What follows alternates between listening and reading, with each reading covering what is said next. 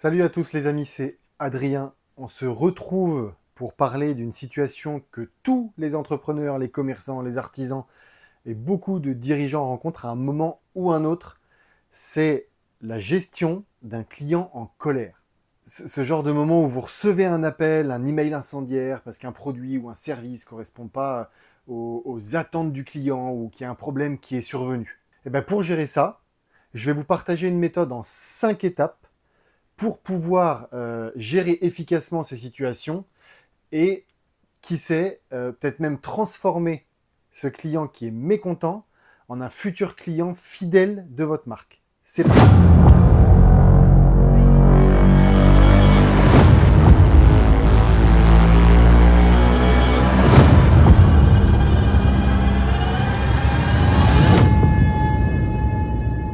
Le premier réflexe, c'est de se rappeler qu'un client en colère, c'est avant tout un être humain avec des émotions. Je comprends votre colère et votre émotion. Il est sûrement frustré, déçu, peut-être même stressé. Et ce qu'il faut comprendre, c'est que très souvent, la colère, elle n'est pas uniquement dirigée contre vous, mais contre la situation elle-même. On va imaginer un client qui est très mécontent après un problème avec un service, par exemple. Il va tout de suite attaquer avec un ton qui sera souvent désagréable, mais au lieu de réagir à sa colère, il faut l'écouter. Surtout rester calme. Quand on laisse la personne exprimer son mécontentement, elle se sent déjà un petit peu mieux, le fait d'être écoutée, et il faut lui montrer qu'on comprend sa frustration, et ça permet souvent de désamorcer la situation. Une des erreurs les plus courantes qu'on fait face à un client mécontent, c'est de vouloir tout de suite se défendre ou expliquer pourquoi il a tort. Et bien, c'est la pire des choses à faire.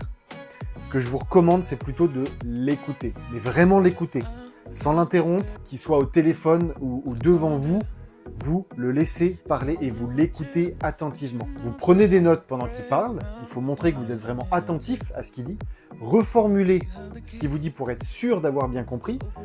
Par exemple, ok, si je comprends bien, ce qui vous dérange, c'est que le produit n'a pas répondu à vos attentes. Le client, il va voir que vous êtes impliqué dans la résolution de son problème. Il y a un échange qui va finir par se créer.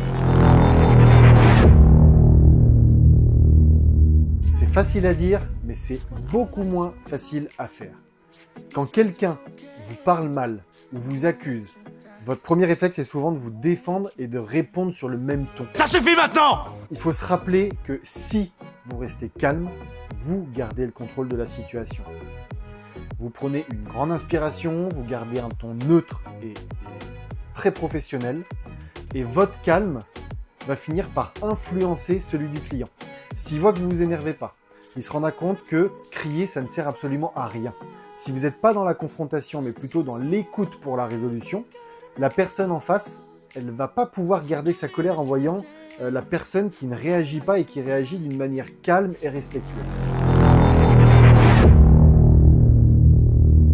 Une fois que votre client s'est exprimé et que vous avez bien compris son problème, l'étape suivante, c'est de proposer une solution. À ce moment-là, il est essentiel d'être concret sur ce que vous allez proposer. Parfois, vous allez tomber sur des clients qui ne seront pas très honnêtes ou qui vont tenter d'avoir plus ou obtenir un avantage à toutes ces choses-là. Mais sur le nombre de clients que vous aurez, ce sera une minorité. Il vaut mieux, sans aller trop loin non plus, tenter de trouver une solution, même parfois en votre défaveur, dans la limite du raisonnable qu'on s'entende, mais éviter tous les désagréments que ça peut impliquer derrière. Qu'est-ce que je peux faire là tout de suite pour améliorer la situation? Peut-être que c'est un remboursement, ça peut être un remplacement du produit, voire même un geste commercial. Faites bien attention, il ne faut pas promettre ce que vous ne pouvez pas tenir, d'accord? Si vous dites quelque chose, c'est que vous pouvez le faire. Je vais vous donner 2 exemples. Une fois, j'ai eu un client, personnellement, qui était très mécontent d'un produit qui était défectueux. Ce n'était pas de ma responsabilité, le produit, voilà, il a eu un problème. Et plutôt que de lui faire perdre du temps avec toutes les démarches... Le formulaire vous permettra d'obtenir le formulaire rose. Tout de suite, proposer un échange gratuit du produit. Je lui ai redonné un produit neuf et j'ai récupéré l'ancien. Je me suis débrouillé moi avec les démarches derrière sans que ça le concerne. Et ça a non seulement permis de résoudre le problème, mais au final, il a fini par me recommander à d'autres de ses amis qui sont venus acheter le même produit. J'ai eu une deuxième expérience aussi avec une cliente qui était plus ou moins malhonnête. Elle est venue amener un véhicule et dans ce véhicule, il y avait des housses de siège dans un 4x4 et la housse de siège conducteur, elle était déchirée dès qu'elle l'a amenée. Donc elle était déchirée sur le flanc. Ça se voyait, c'était les coutures qui étaient déchirées. Quand elle est revenue, la première chose qu'elle m'a dit, c'est « Vous avez déchiré ma housse de siège ». J'ai essayé de lui parler calmement, lui expliquer que le véhicule était venu comme ça. Elle m'a expliqué que les sièges étaient neufs, que les housses de siège, pardon, elles étaient neuves, que ça faisait pas longtemps qu'elles avaient été mises, c'était pas possible qu'elles soient déchirées, etc. En réalité, les housses de siège, je l'ai su par la suite qu'elle les avait achetées 4 ans avant. Peu importe, la cliente, ce que j'ai fait, c'est que j'ai recommandé une housse de siège neuve. J'ai pas été contre sa décision de dire que c'était de ma faute. Je peux vous assurer que quand je lui ai posé les housses, déjà, elle était très contente, mais surtout, elle était très gênée et très mal à l'aise. Parce qu'au final, elle s'attendait pas du tout à ça, puisque je l'ai fait, voilà, sans véhémence, et je l'ai fait de bon cœur. Mais elle s'y attendait pas. Mais ça a résolu le problème, et cette cliente, je l'ai gardée, malgré, voilà, elle l'a plus jamais refait. Hein. Ça a été une fois, elle l'a plus jamais refait. Bravo. Une autre erreur que beaucoup font, c'est de résoudre le problème et de passer à autre chose. Un vrai professionnel, il assure un suivi. Envoyer un petit email ou passer un appel quelques jours ou quelques semaines après la vente pour savoir si tout se passe bien, si tout va bien.